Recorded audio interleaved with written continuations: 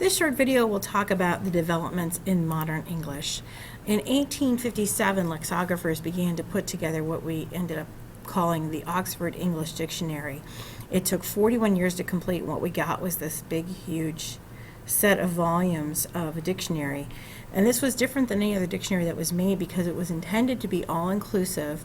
And not only does it include the part of speech, but the origin of the word, where it comes from, what language it may come from. And it also includes where the word first appeared in text as far as they can tell. So this took a tremendous amount of time to form, and it's still today updated on a regular basis. The Industrial Revolution comes, and again, society, business gets a little more sophisticated, and language adapts to these changes. Technology brings TVs into our home, and we start to lose the sound of a low throat aw, and that sound used to be a caller or a caller.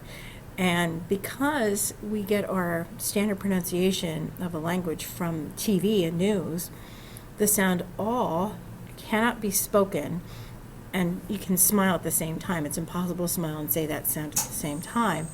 So that sound actually disappears from our language. Very few people use the aw sound anymore.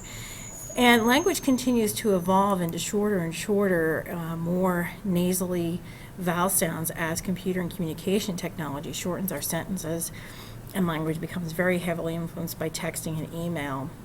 We add lots of words like mouse and Wi-Fi and items like that heavily influence our language.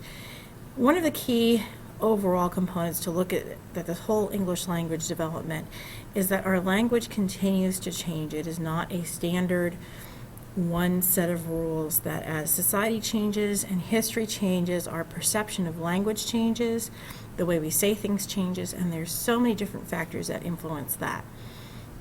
You'll still have a couple videos to watch, but I trust that this gives you a better understanding of how our English language is developed, so that as we discuss our readings of Beowulf and the Canterbury Tales and Shakespeare, that you can recall some of this information, and it will help put a more meaningful picture together of how our language has developed.